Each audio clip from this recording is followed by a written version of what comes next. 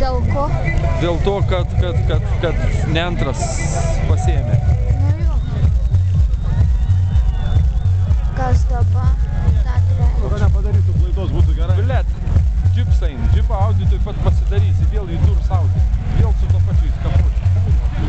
Ta pati Audi. O, viskas kartuona Audi ir gali įsipinti.